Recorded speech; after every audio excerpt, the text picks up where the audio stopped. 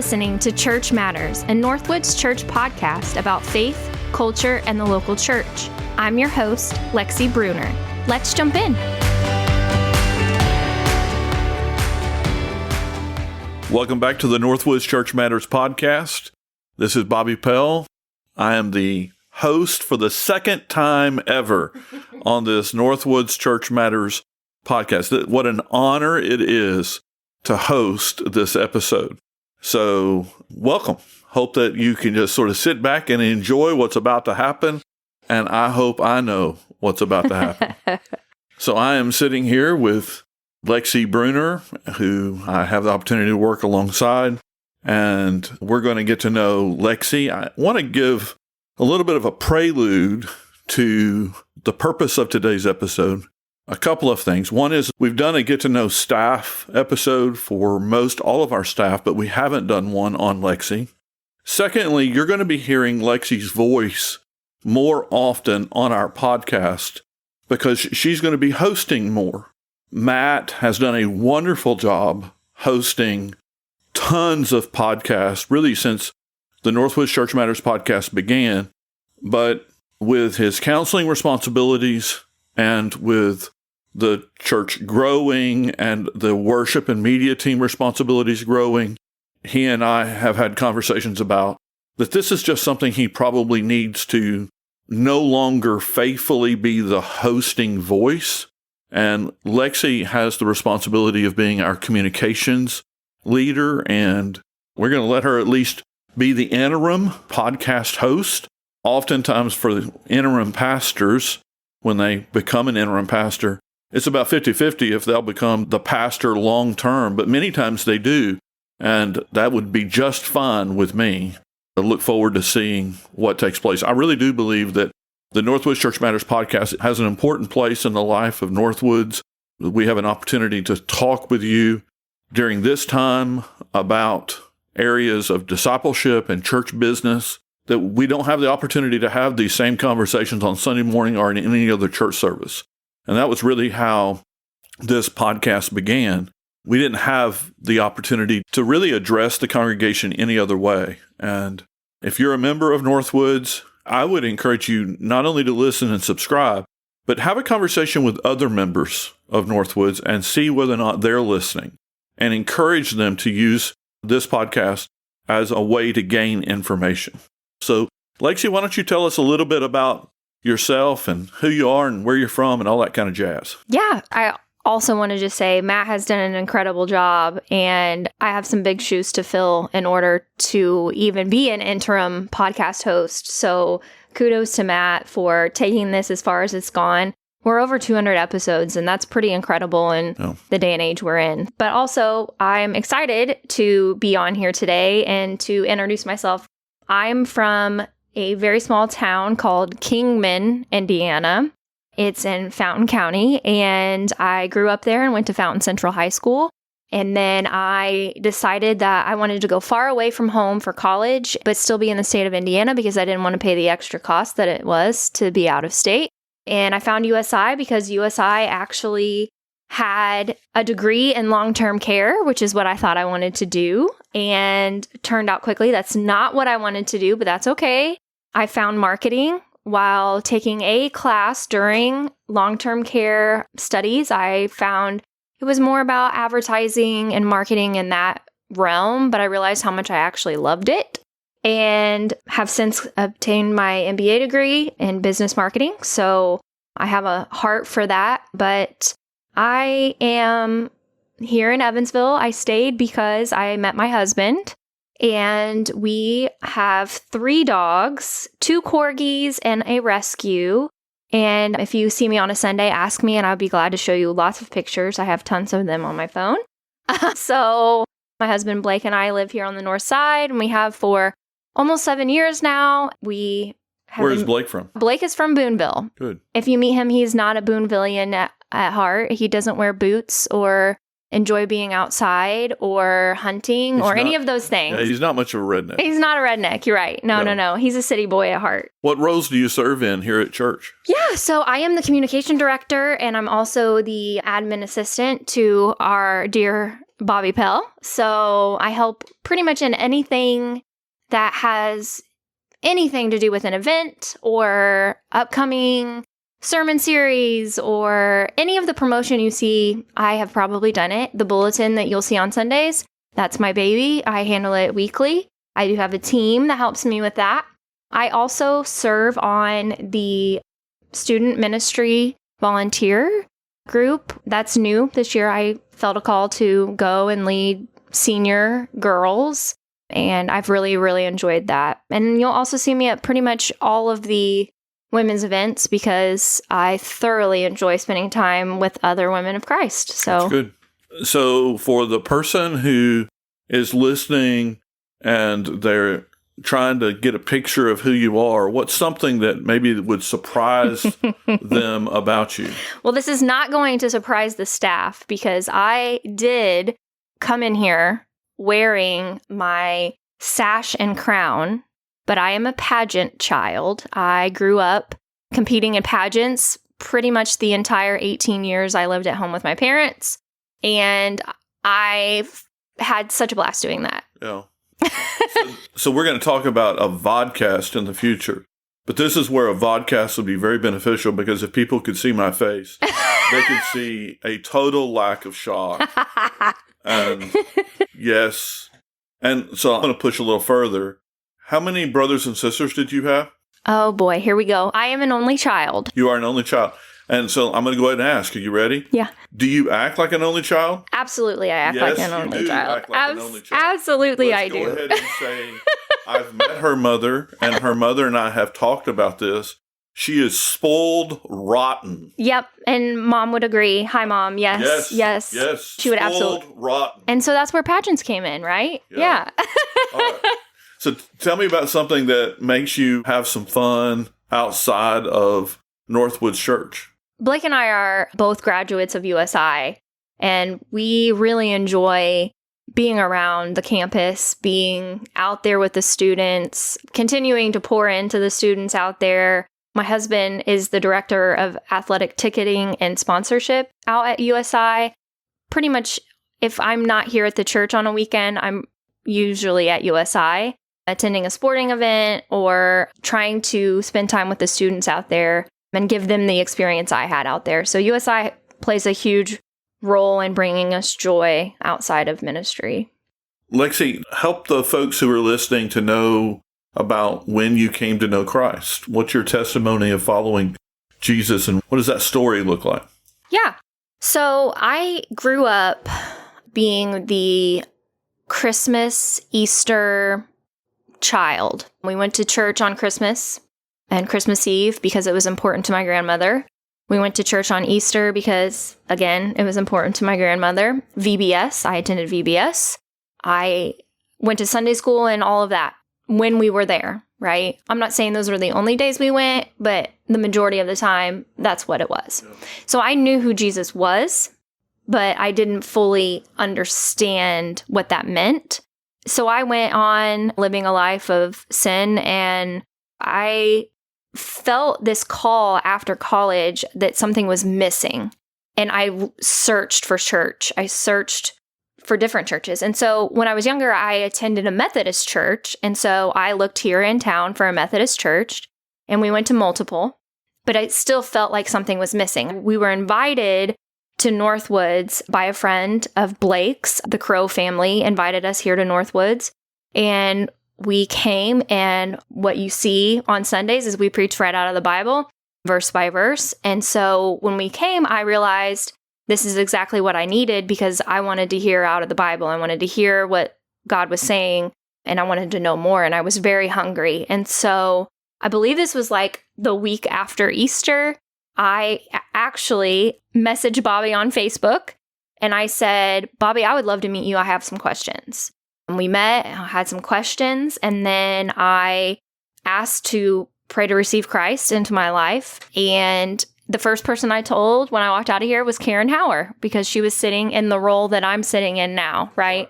So the Lord works in mysterious ways. And I will never forget that day because I went home, I felt completely different. I went home and I sat in this old recliner that I drove Blake crazy about getting rid of for months and months. By the way, it's gone. But I sat in that recliner and I sobbed. And I just thought, wow, I've been searching for this for so long. And I felt this peace completely overwhelm me. And what's funny is my husband and I, our birthdays are 9 days apart. Our salvation dates are 9 days apart. And so 9 days after this, Blake's testimony comes into play, and we were both saved, like I said, 9 days apart. And then we were baptized together the month after our wedding. And then we became members of NorthWoods. So life before was hard. I felt empty and like I was missing something. But life now, not easy, mind you. I feel more at peace because I know that Jesus is with me. Right. That's great. That's great. I love to hear people's stories. I knew most of them. Yeah. So what were some of the people that God used to bring you to himself? Yeah. So I mentioned earlier my grandmother. She absolutely drew me to Jesus.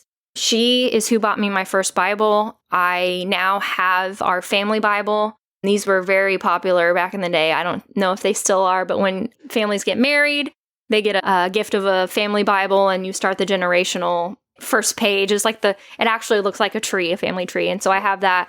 And I always loved looking at that. So she was a big part of why I felt like I was seeking the Lord. She passed away about 5 years ago now. And I think that was part of the process of me seeking for more and wanting to understand where she was at. I believe and know that she's 100% in heaven because I know her relationship with God. And that brings me peace also. But I know her story and her testimony. She may not have seen me come to know Jesus, but she was a part of mine. My aunt and uncle have been attending that same church that I went to as a young tot my entire life. They still attend there. They're faithful. They have never missed a Sunday unless someone is absolutely deathly ill. That's what my uncle always says. And then when I got here, someone who was very pivotal in that role was Sarah Ridlin. She was the first person to disciple me. And since then, there are countless other women who have poured into me, fulfilling the Titus 2 mentality. And that's been a great thing for my continued growth in Christ. What were some pivotal moments since coming to know Christ that have maybe shaped who you are and your walk with the Lord? Obviously, coming to NorthWoods was very pivotal to me. And I'm not just saying that because I'm on a podcast, but I mean it in the fact that what I said is true. We read through the Bible, verse by verse, even when it's hard. And I know I'm telling you this as you preach it for us, but it was a pivotal moment in my life that led me to want to know more. And so I kept coming back because I wanted to see what the next verse was going to say, right? That was a huge part of it. And then Matt also does a great job with incorporating music, and music has always played a huge role in my life. And it does for a lot of people emotionally. And so tying in the scripture and the music and all of that has really shaped me in my walk, because I chose very soon after attending NorthWoods to stop listening to secular music and to focus on Christian music. And so I think that has shaped me a lot. But then mainly, I think my growth really started, like catapulted, I should say, when I accepted the role here at NorthWoods, because I was surrounded by people who were also leading me to focus more on Christ. And so that absolutely catapulted my journey with Christ and drove the hunger more, right? Okay. So you may have just answered at least partially this question, but how has God used NorthWoods in your spiritual growth? Yeah, in all aspects, honestly.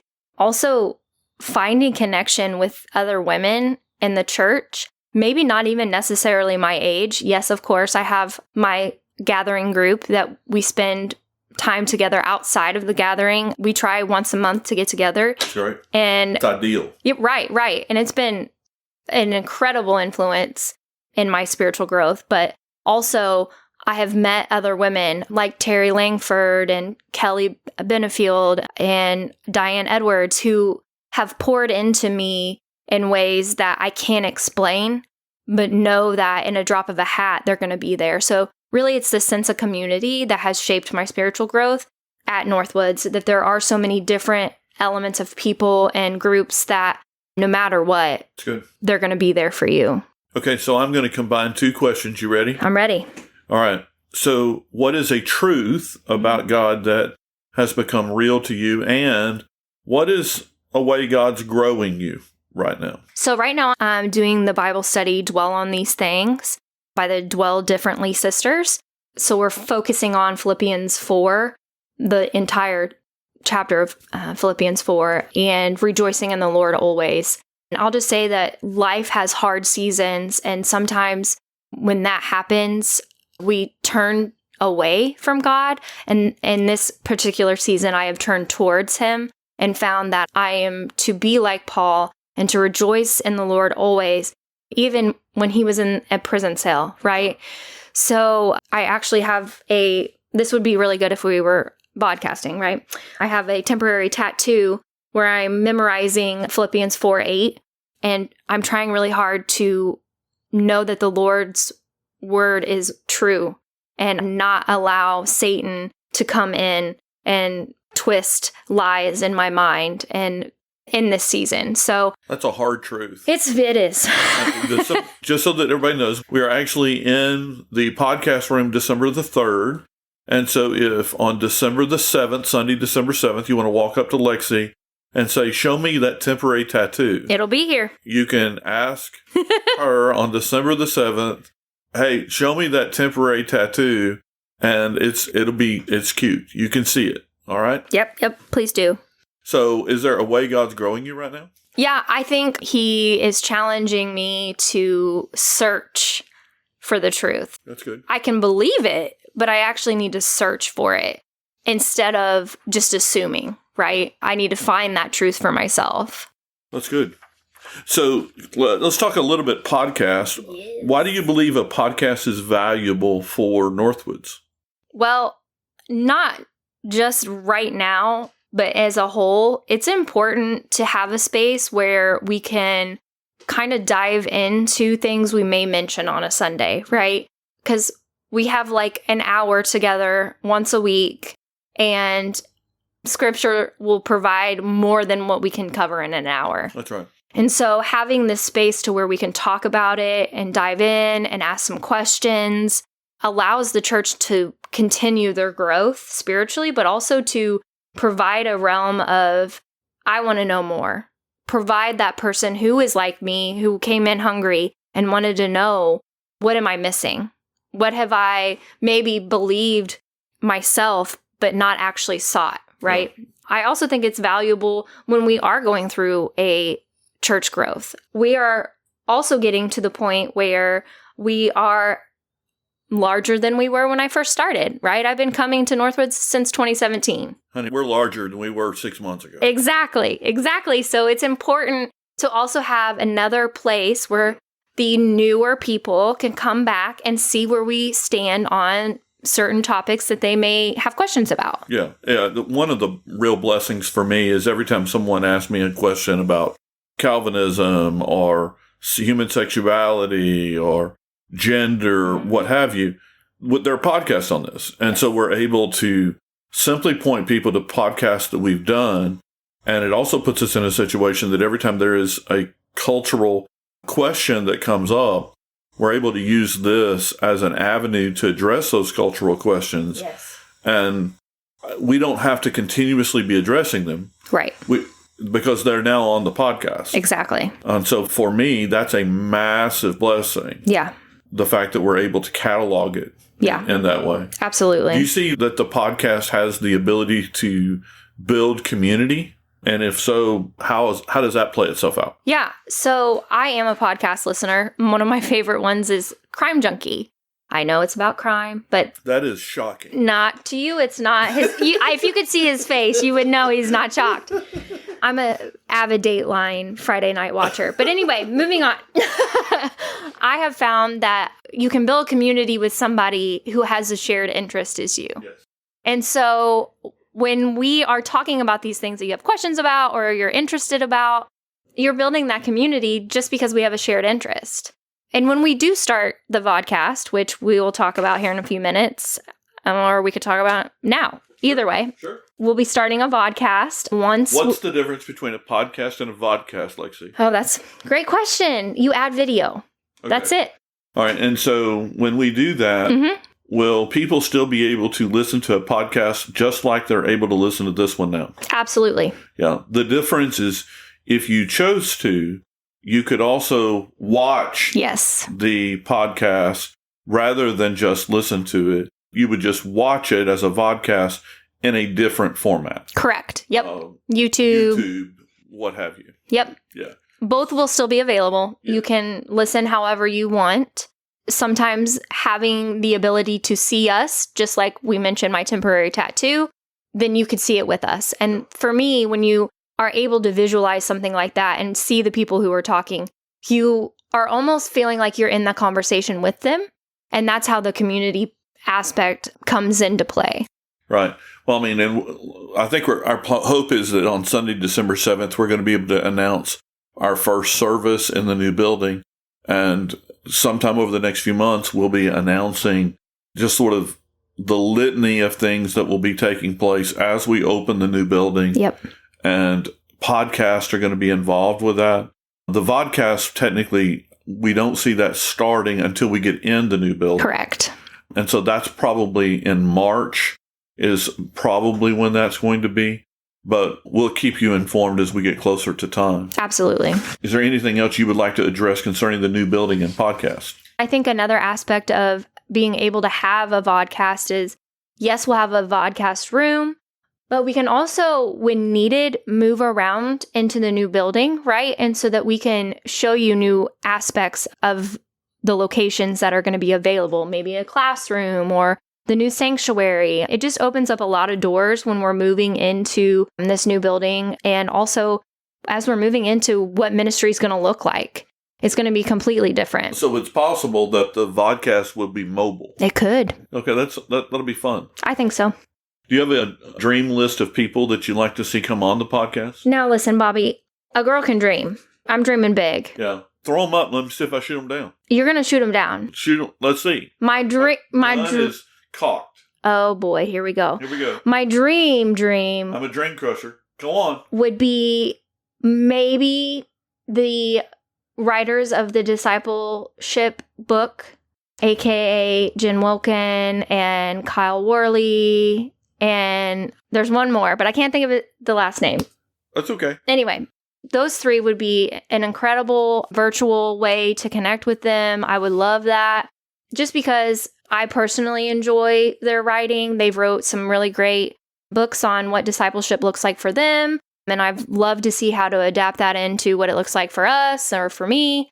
I also would enjoy having some people at the state level come in and talk to us. At state level, what does that mean? Southern Baptist State of Indiana. Yes. We're a Southern Baptist church. We're connected to the State Convention of Baptist in Indiana. We currently are without an executive director, Correct. But you could have the new executive director come on. Yeah. Scooter Kellum. Yep. Works in leadership development. Would love that. And you could potentially have some people like that. Yeah. And we also have Vika, who is a member of our church, who... head communications person for the state convention. Yeah. There are lots of avenues in that realm that we could go. I've even thought about like Kay Wilson, who is also a member of our church, who... in disaster relief. Exactly. And kind of just touching on where NorthWoods is here in Evansville, but then broadcasting it wide. Our tagline is from Evansville to everywhere. Yeah. And I really want to show that in the podcast as well. So I'm not shooting any of these down. Mm-hmm. But yes. I like the idea of interviewing some authors. Yeah.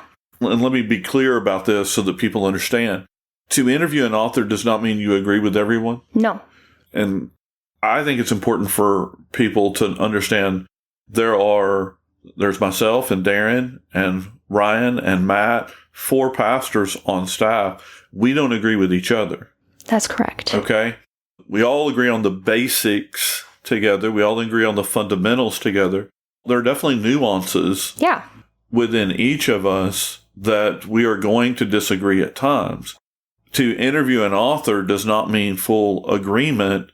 It does mean respect, yes. And it means that we potentially could ask questions to be able to learn. Absolutely. And I think that's healthy. Yeah. I think that's healthy. And I'll just say, as an outsider, the pastors may disagree, but they still like each other. Yes. Yes, that's right. And I do think that's something we model well. Yeah.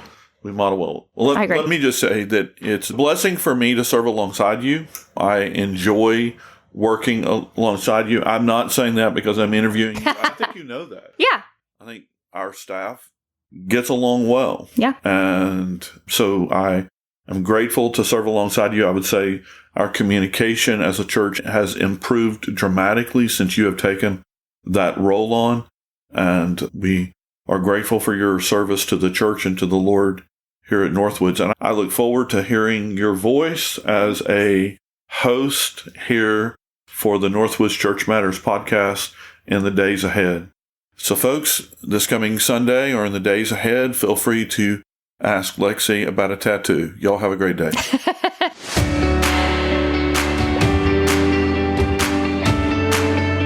Thanks for listening to Church Matters. Subscribe, share, and learn more at northwoodschurch.org.